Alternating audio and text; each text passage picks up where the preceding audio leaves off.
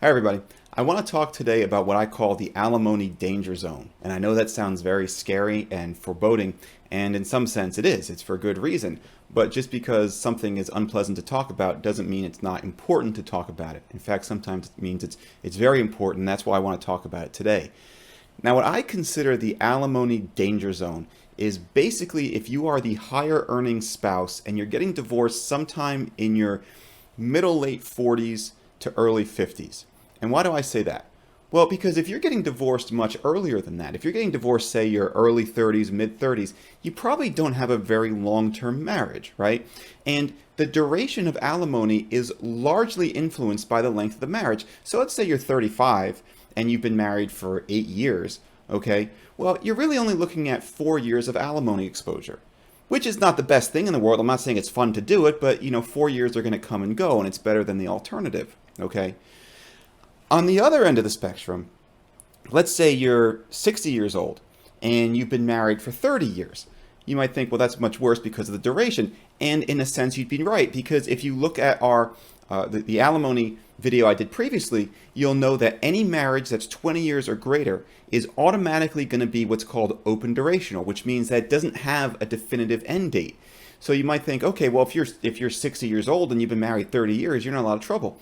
But here's the thing.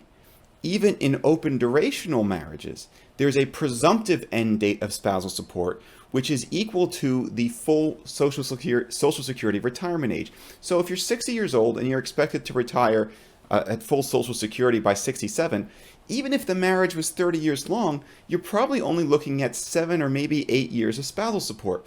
And so the older person, even though they've got the much longer marriage, okay, they're not looking at that much more spousal support than, say, somebody who was married 14 years and they're getting divorced in their mid-30s or even 40 years old, all right? So on those two kind of extremes, even though they're not that extreme, alimony is mitigated. Again, the younger you are, your marriage is going to be shorter term, therefore your spousal support is shorter term. The older you are, the closer you are to Social Security retirement age, and that has the effect of shortening your spousal support obligation. The problems occur when we have these divorces and it's from people who are in their, say, middle late 40s to early 50s, because those are the marriages that are 20 years long, first of all, which means it's going to automatically be open durational, and you're not that close to retiring, right? If you're, say, 45 years old, the presumptive retirement age is 68. Okay, if you've been in a 20-year marriage, well, you're looking at possibly 23 years of spousal support. Now, there are things that you can do to mitigate that, and that's the good news, right? And that's why it's so important to hire an attorney, because an attorney is going to be able to show you ways to reduce the impact of spousal support on your life, okay? There are ways to reduce the duration, all right?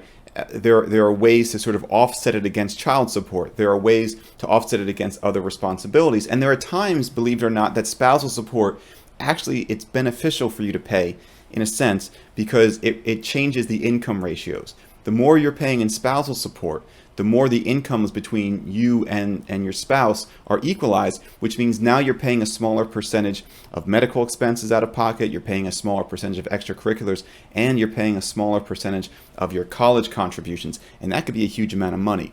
And so when you're facing a large spousal support award, or in your case, a large spousal support obligation, it's important to have an attorney who's experienced in this area, who knows how to blunt the damage. And that's what this is. This is damage control, understand, okay? If you've been married 20 years and you're making significantly more than the other party, or even sometimes only a little bit more, you're going to have a spousal support obligation. And so the issue is not how do we get out of it entirely, but rather how do we minimize the impact on your life and on your finances, okay? If you want to talk about that, I'm happy to speak with you. Just call the number below. I'm happy to provide a free consultation. Thank you for watching the video, and I hope you guys are all well. Take care.